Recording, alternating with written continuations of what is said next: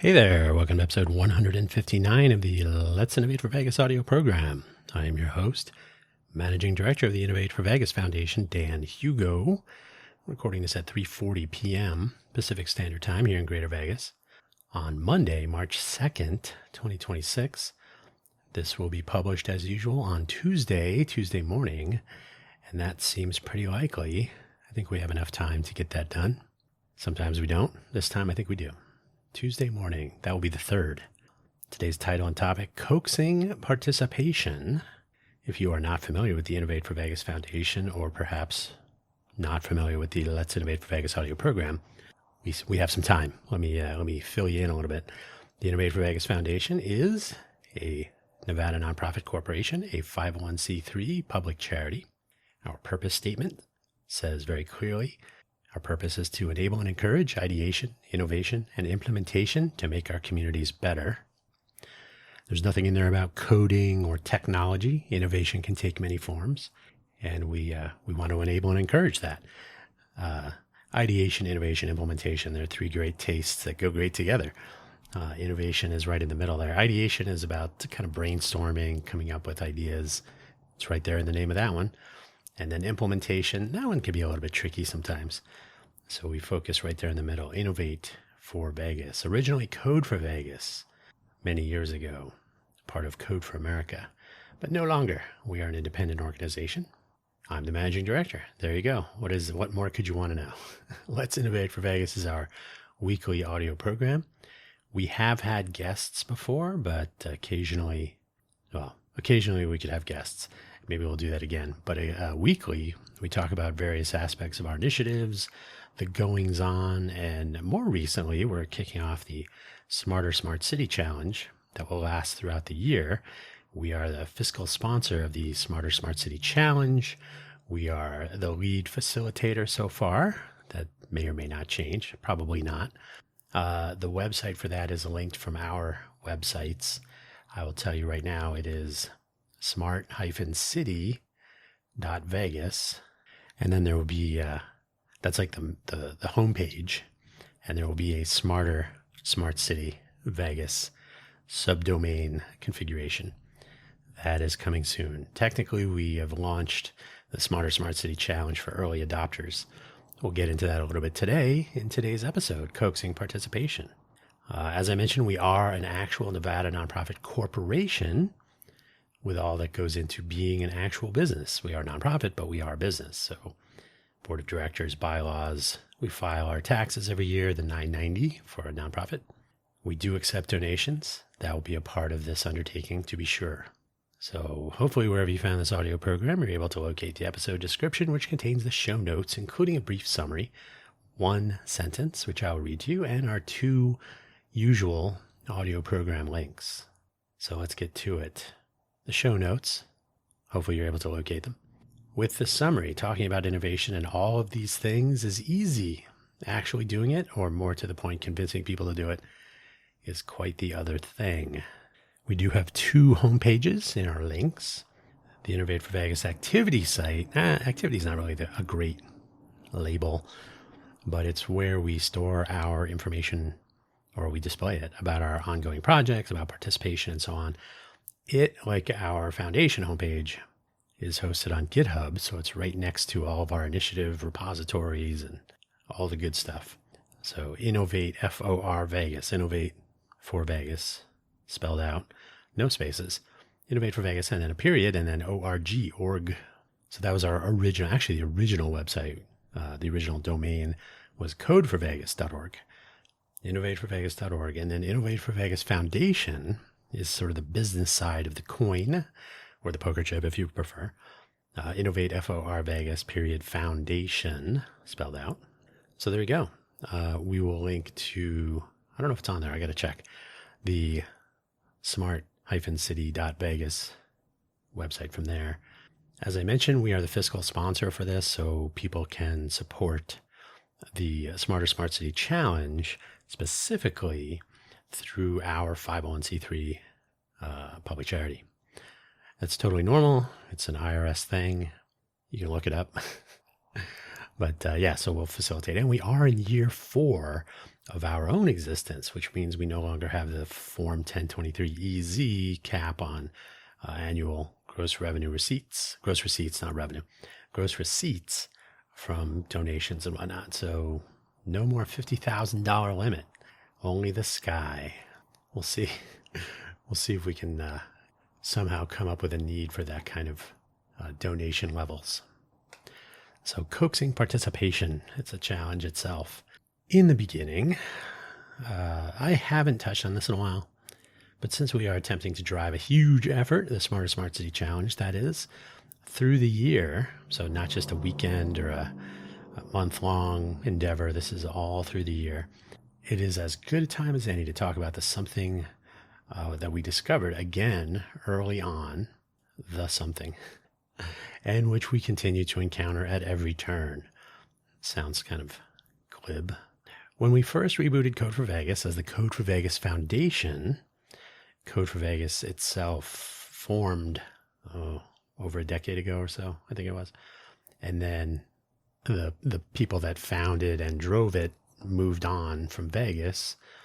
And so they officially kind of shut it down with Code for America.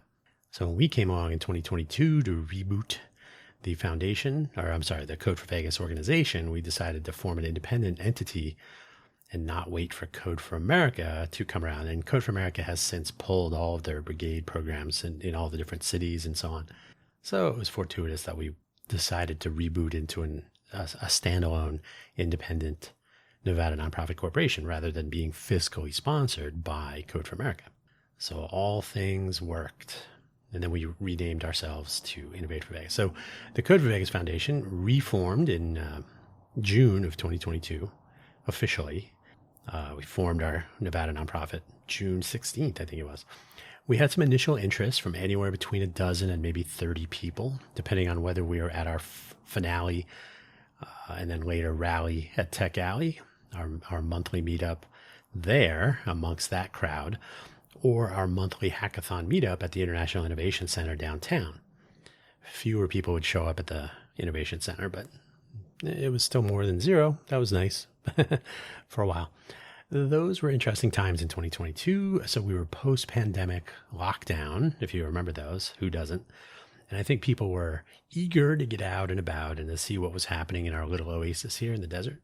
So we had pretty good turnout, but mostly people looking.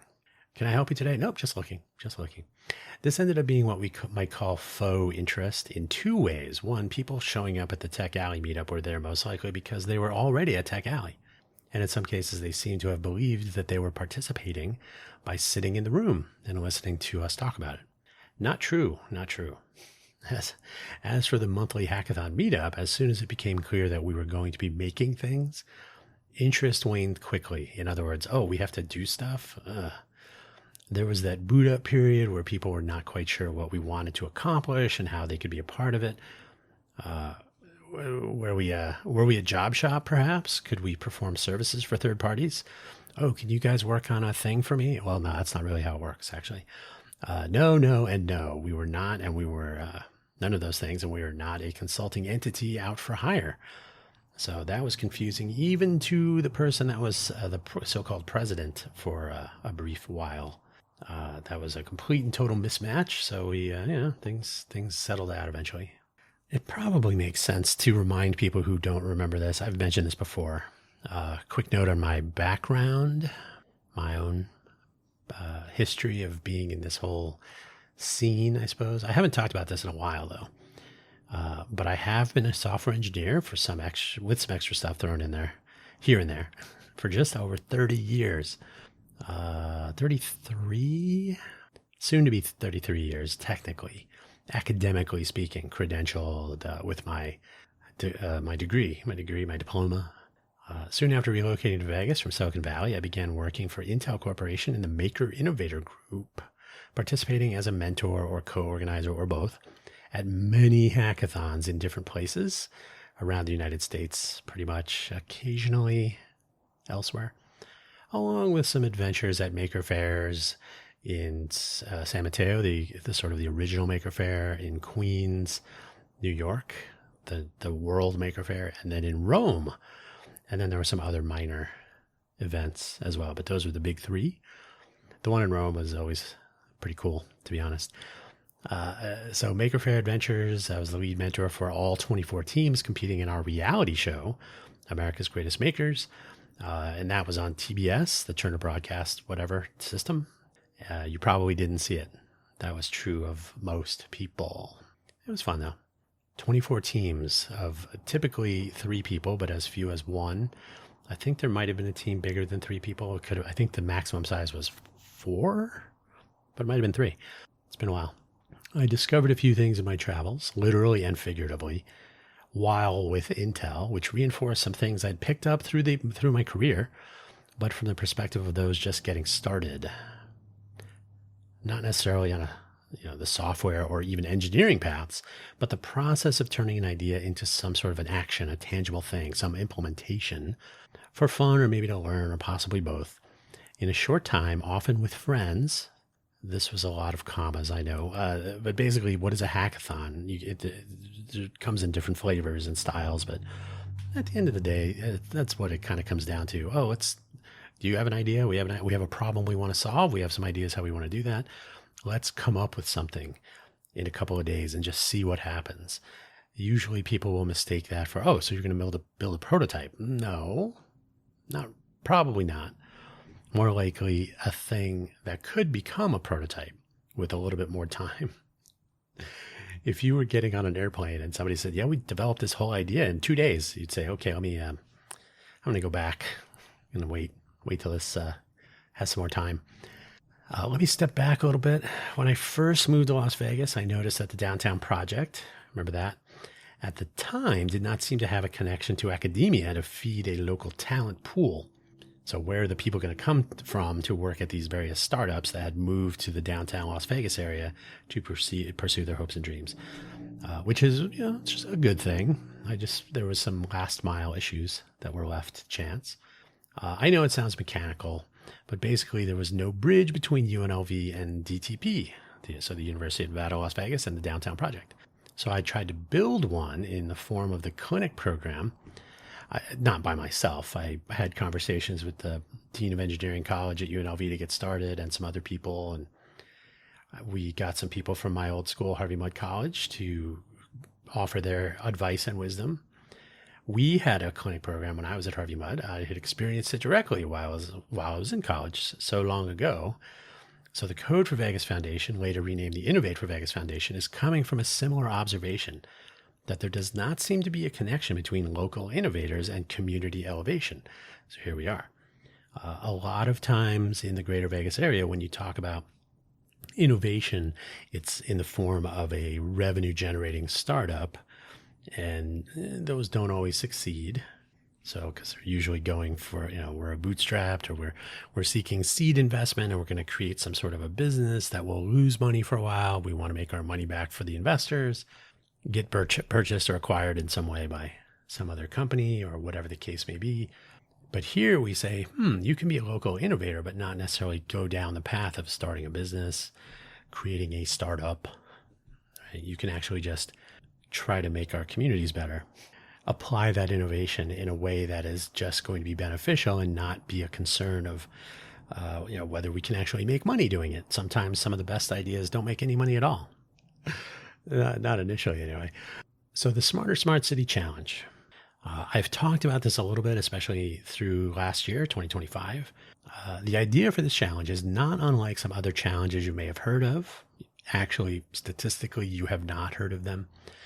The two I have mentioned mostly and referred to as comparison are the U.S. Congressional Apps Challenge, which is driven by the U.S. Congress and is sponsored by individual representatives in the House, and is for high school students and younger, maybe, but definitely high schools. So your high school must be in the district of the congressperson who is sponsoring it. So Nevada has 4 congresspeople, so there are 4 candidate districts where if your representative is sponsoring the Congressional Apps Challenge, your high school must be in that district, and then you are eligible to participate. And to my knowledge, in recent years, since I've been looking at this, I think all 4 representatives have sponsored or taken part in the process for the U.S. Congressional Apps Challenge. And then the other one is the NASA Space Apps Challenge, which we facilitated, me pretty much, in 2023. The former is a longer term challenge, the U.S. Congressional Apps Challenge. I think you have a couple of months to before you have to submit your final project. And then the latter, the Space Apps Challenge, is a weekend all-nighter hackathon style challenge. It doesn't really matter that the NASA event, it's called a challenge, but it's really more of a hackathon with the usual ticking clock and there's some particular topic areas, but they also include anything you want to work on. So anything goes for participants to design themselves. This is a tricky option for a weekend hackathon. There's like maybe 20, 15, I can't remember, example topics that they provide, and then they provide some resources for them and so on. And then one of the options is, or something that you come up with. The U.S. Congressional Apps Challenge is that format. So a longer, or anything like this, where it's a longer time frame, is probably a better scheme under which to offer the anything goes option. Like, okay, here's a bunch of ideas, or you have the same amount of time as everyone else to cook up your own notion and find research and references and resources and so on. So I don't know how popular the anything goes topic is for NASA, but it could be done, I suppose. The Congressional Apps Challenge has a longer timeline, as I mentioned, and in fact, one of the teams participating in the NASA weekend in 2023 submitted the same exact project that they submitted for the NASA weekend to the Congressional Apps Challenge as well. So 2 submissions in one. How convenient. There are a variety of other challenges out there. Some are non-technical. I wrote or. So silly. Some are non-technical. Some are technical. Technical. Some last a weekend. Others a week or maybe a month. Somewhere in there. Others longer. If I was going to differentiate between a challenge and a hackathon here in this discussion for today, I would suggest that a challenge has some sort of a prize and probably some sort of a focus or multiple focus areas, some topics or similar. While hackathons are frequently held for fun, though these are absolutely not hard and fast rules. But a hackathon is usually over a weekend or some short period of time with the ticking clock, and a challenge may or may not have. Well, it usually has a longer time interval, so that the clock is ticking for days, weeks, months. A challenge could have a hackathon. So the NASA Space Apps Challenge has a hackathon associated with it, but it also has prize tiers. So you win the initial challenge, and then you advance to some regional, and then I think more judging, comparing, because anyway, it is what it is. So challenges, I'm going to suggest, often have more of a prize structure. There's a little bit more of a competitive element in that regard, and they can last over a longer time period. Hackathons can be, or more often, about having some fun, although they could be sponsored and have some sort of incentives or prizes. But it's usually a hackathon will be, I'm saying usually as if there's a rule. There's a rule. But initially I was referring to the Smarter Smart City Hackathon, but I wanted it to last from March 1st, which is the case, until January of 2027. So to believe that is a hackathon is sort of a misnomer. It implies that we're leading up to some sort of a big stay awake all weekend event, but that is not the case. So there you go. Smarter Smart City Challenge. Hopefully everything is perfectly clear now. So, and I even wrote it here again. I occasionally will slip and refer to the Smarter Smart City Hackathon. Challenge it is. Technically we could use those interchangeably, but for the sake of clarity and consistency, Smarter Smart City Challenge has its own combination of these factors. So it started on March 1st, 2026. So that's yesterday as I'm recording this, Sunday. And it will last until January of 26. Why January? Well, as you may or may not know, the Consumer Electronics Show comes to Vegas in 2026. I'm sorry, in January, in 2027. Why did I write 26? Don't know. January of 2027. So we will have all year, and then in January we can maybe this conversation has taken place, but nothing material has come of it.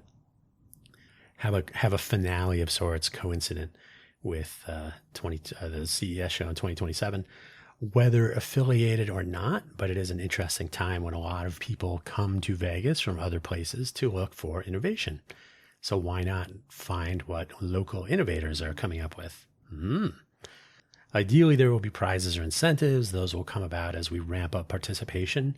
If we have 12 people participating, seems unlikely.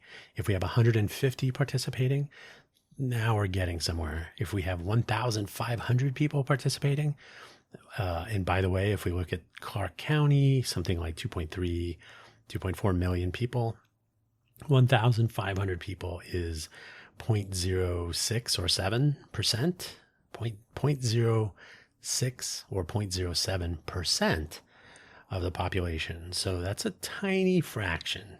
But this is not a technical, it could be, but it's about innovation, not necessarily about coding or developing apps or building websites. Could be anything.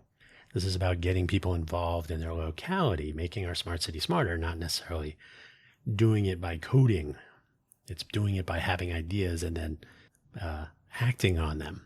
So if we have prizes and incentives, it will be almost directly related to actual levels of participation. This event, this entire challenge is any age friendly. There is no codified limit to participation in general. Anyone can be an innovator. Practically speaking, there may be limits, maybe being able to read or to speak. So if your birthday was literally yesterday, that might be a little bit too early. But legally, those under 18 years of age will need to work with their parent or guardian for permission and a level of oversight throughout. So you can't, if you're under 13, of course, you can't have social media engagements and so on. These are in the interest of safety of participants, and we're not going to argue with that. And we are always suggesting, by the way, that you bring your parents along, including them in any hackathons or other activities, if at all possible. This is an event, a collection of events, a challenge overall for everyone, not just you. Bring your parents and bring their parents too. We have many example topics, fairly general, like mobility, public transit, public transportation, roadways, etc. Public safety, that could be just about anything. Access to resources, like does everybody have power and water and internet and so on. There's a whole host of sort of top level topics, but including and most importantly, an anything goes topic, as I described earlier, with everything focused on a so-called smart city. Las Vegas and the greater Vegas area are considered by at least people in places of power, in authority. Vegas considers itself to be something of a smart city by some definition. So the idea is to highlight the possibility that anyone with ideas about how to make their locality better could and should pursue them to make a smart city smarter. A smart city is not necessarily tech-centric. People will often jump to that conclusion. That's just bad marketing. Rather, a smart city should be about making everything better for its residents and visitors. If you think about it, Rome had the aqueduct. Egypt had their floodplain for the Nile, and they had their various pyramids and other modern developments. At the time, they weren't using computers and writing software and building websites, but these are considered in their time to be a smart civilization, smart cities, so to speak. So it's about making the best and most beneficial use of what's available, whether it's tech or otherwise. That's a smart city. Right? Shouldn't a smart city look out for the people living there in some way?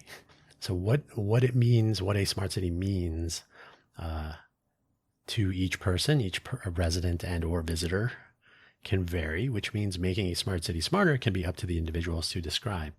So that's the idea. This may be too much for some people, like tell me what to do versus just point me in the right direction. I already have some ideas, right? So we'll have to negotiate that along the way. The long timeline will enable anyone who wants to participate, period. Even though March 1st is the official start date and has passed, today is March 2nd as I'm recording this, anyone can jump in at any time. The official start date was for early signups anyway. You can jump in, you can jump off, you can jump back on, whatever they want to do. All-nighter hackathons are not essential. They may happen, they may not. That depends on the interest level. How teams work is up to the teams themselves. So do you want to work every weekend? Do you want to put in time now and then? Do you want to leave a team? Do you want to join? That's not for us to dictate. Anyone can participate in multiple projects, multiple teams perhaps. That is up to the teams and the individuals and so on. Anything goes.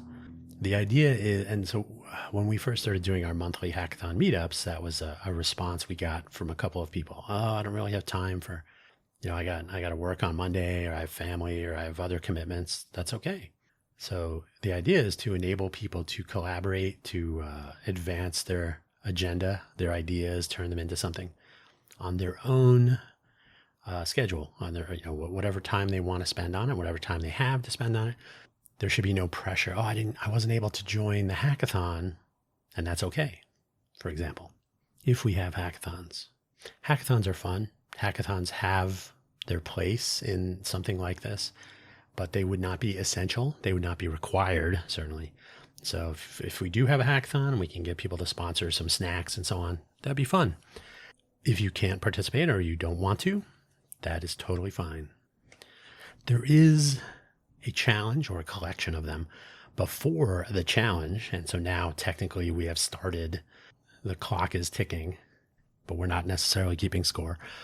I created a LinkedIn page for the Smart City Vegas domain, smart-city.vegas, called Smart City Vegas. By the way, I think people initially, or if they just look and say, oh, that looks like a commercial thing, LinkedIn has severe limitations when it comes to communicating with people, and a number of rules and best practices, because you have no control over how their algorithm feeds people. So if someone sees, oh, Smart City Vegas, that sounds like a business next, then we don't really have an opportunity to clarify other than whatever we can put on the page and page description and so on. So we, right up front, we're a nonprofit. We're fiscally sponsored by the Innovate for Vegas Foundation, et cetera, et cetera. But what are you going to do? We commenced inviting people to follow it. I have invited, for example, the superintendent of the Clark County School District and the CEO of the LVGEA, the Las Vegas Global Economic Alliance, and they both followed the page. Neat. We have 129 followers after just over a month as of this recording. After I invited about 600 people to follow this page. The LinkedIn rules, you can invite 250 people a month.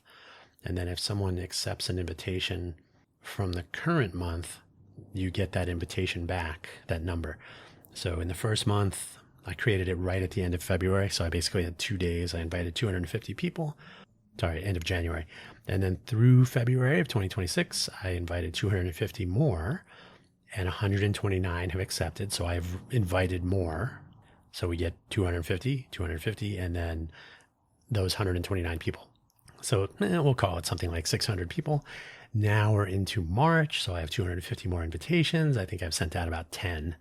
Mostly to school principals and educators, people in the news media, people in the innovation and smart city spaces. So, and it is the premier engagement platform for the greater Vegas area, or maybe not. So if you're going to announce something, only announce it on LinkedIn. That's the sure way to get people to find it, which is a huge problem. So I'm being a little sarcastic there.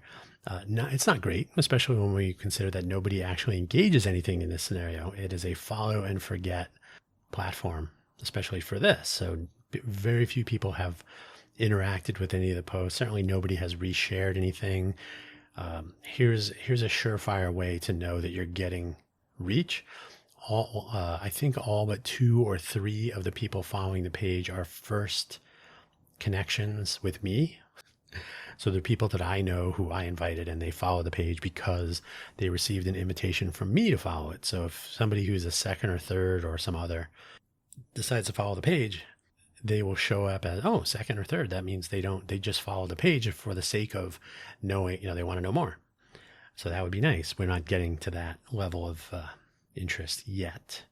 The reason we started on March 1st is to enable an early sign-up period where people who are particularly interested could jump in right at the beginning to engage in some of the planning and other ideation about what we will make and what they will make to make up the overall challenge.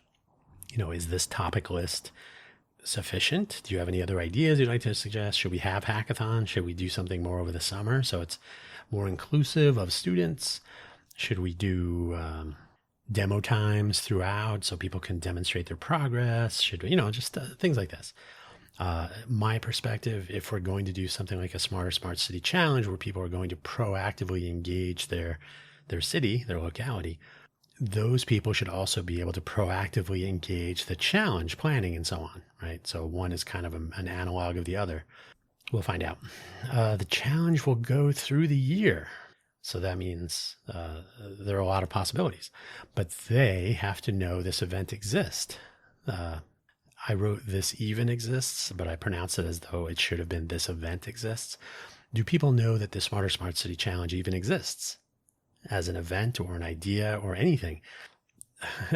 Our local LinkedIn followers, including teachers and press, are not interested in helping with that part. So nobody is sharing. I have no idea if anyone has told a classroom full of students about this. Right? Hey, I found this thing on LinkedIn. I'm just not going to tell you about it. That could be. Who knows? We are on our own. And here's the thing. We, the Innovate for Vegas Foundation, we're a 501c3 public charity. We're a Nevada nonprofit corporation in good standing. We are not going to reach out to minors, people under 18, to try to encourage them to participate in something that really would require parental permission and awareness from a community safety point of view. So I have described this many times. I think there will maybe a megaphone and people sitting in a room for direct audio stimulation.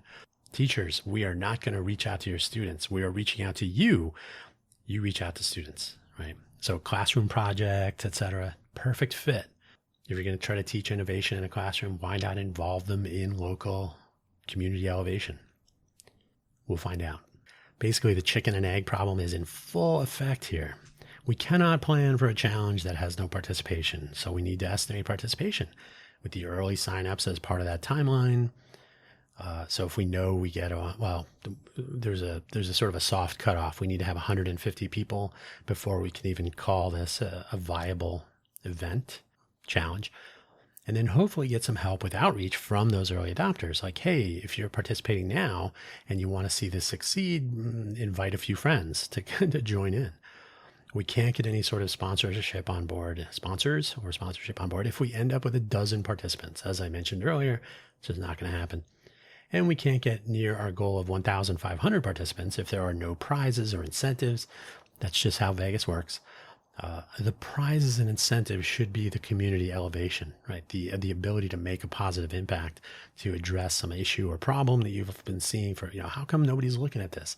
I have an idea. We can make this better. Well, shouldn't that be worth something that we could turn that into an implementation and a deployment perhaps? No, I'm also going to need some free food and a t-shirt or something. Okay, well, that's the way it is. Being a new type of event such as this with a new type of goal for the greater Vegas area, a lot of chickens and a lot of eggs need to be sorted out. And I've only touched on the first pair of chicken and egg here, the what's in it for me and how many people will participate. We got to get those two solved at the same time. It isn't 100 things, but it's a collection of things that need to be sorted out. So it's more than one of each. And that's what will make this a fun year. The coaxing part is the fun part, maybe. When we were seeing our tiny crowd in our early days, it was mostly tire kicking. What is this? Is this something for me? Oh, I would have to actually do something, and then there's no free food. Okay, I'm out. And I'm not kidding. It sounds glib, but I think that is a pretty accurate assessment of what unfolded over a couple of months. This does not bode well for the culture of innovation to be found in Greater Vegas, but this was a lesson learned in 2022. Now we're in 2026. Let's see what we find. I will point out that I was drinking some of the Kool-Aid back then, so to speak. Now I know better about the state of affairs, so we aren't simply the next Silicon Valley, the global innovation hub. We're going to have to do something to get there, if ever. We have a hill to climb, and even then, as I've been saying for years now, literally years, we should try to be a better Vegas, not try to be Hollywood 2.0, the next Silicon Valley, etc. We can just make this place better. We can make it a smarter, smart city. Hey, that's a nice name for a challenge. I usually use the solo mission training run in the Top Gun Maverick movie to illustrate this point. That where people may not think this stuff is possible or interesting or whatever, they sort of need to see someone else do it to at least reach a lean in or aha moment. So, of course, I'm referring to when John Hamm tells Tom Cruise that you're no longer training and I'm going to take over and the students aren't able to complete the mission that you described. So we're going to make it easier and so on and so on.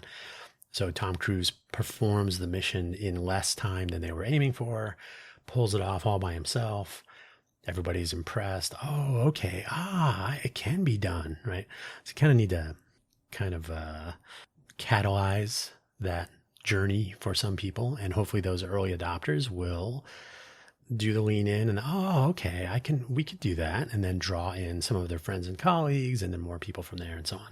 Maybe there might be a FOMO feeling, the fear of missing out, a feeling for some, but at the very least, a demo that shows what is possible, what can be done, and what you can do, that you too can do something interesting is always the way when the culture of innovation is still in its earliest of days, which I have asserted frequently that this is the case here in Vegas. Let us hope that these are the earliest days of that and that there is some innovation culture to be found. Now, I don't mean that little pockets of it here near the university or in little startup enclaves don't exist. I'm not saying there's none. I do mean that there is some innovation here in Greater Vegas. The question is regarding the culture of innovation in general that makes innovation something people actually consider from their own perspective, among other things. So basically what this means is that people who are doing their thing day to day are aware that innovation is a thing in wherever they live and that they too could participate. After spending many years in Silicon Valley myself, during the dot-com boom and so on, the nature of the advancement of various notions, technologies, hardware, software, and more, those were making front page news in the newspaper. People were always aware. They were seeing their property values increase because rents and home purchases were going through the roof with the high salaries. So the economic impact was felt by many. So being, for better or worse, so being a part of this and being aware of it and knowing that you too, you're already here, you could participate. That's part of that culture of innovation, among other things.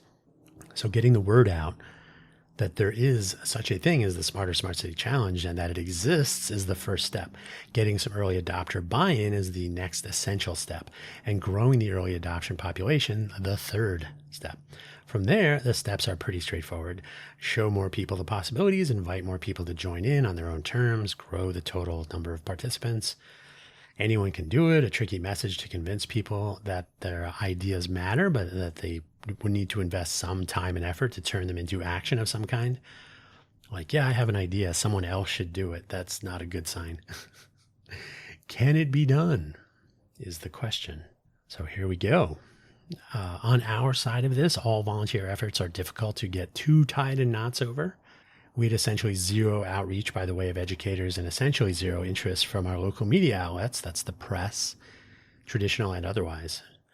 So as has been the case most of the time, we need to make an impression and get attention through sheer innovation. Somewhat ironically, perhaps, it is far less work if we do not get this attention. If nobody wants to participate, we don't have to do anything. We're done. We've already finished. But then we would be proving our own point instead of letting Greater Vegas prove or disprove it on its own merit. So if we assert that we need to develop our culture of innovation and nobody participates, then we are correct. But if people do want to participate, then Las Vegas, the Greater Vegas area, can prove or disprove this notion for itself that it needs to cultivate more of an innovation culture, that it has an innovation culture, and so on. In the name of science and discovery, then, let's get this started. So here we go. And that is all I have to say about that today on Monday, March 2nd, 2026. We will publish this on Tuesday morning, and then we'll continue the work. We need to get our Challengers platform up and running. There were some of these things that I was hoping to work on so that we would be ready on March 1st. But as I said, there's no reason to get tied up in knots over this. Once it became clear that the teachers, the educators, and the local press were going to continue to not take any sort of an interest in this. That we're used to this, totally normal. It became clear that no one would be aware of this on March 1st. So why get tied up in knots about it? So we can spend quality time on that, spend next to zero time on LinkedIn, clearly zero return on investment. So yet another learning experience, relearning the same things about trying to reach out to the people of Greater Vegas. Whether people are actually interested is something that we will need to discover through our own efforts. And that is how it shall be done. Thanks for listening as always. Thanks for your support. Listening to this audio program is a form of it. You telling your friends about the Smart City Challenge might be another part of it. Participating, that would be unheard of, but think about it. And that's where we're going to leave it for today. So thanks for listening and have a good week. Have a good weekend. Think about participating in the Smart City Challenge. Take care.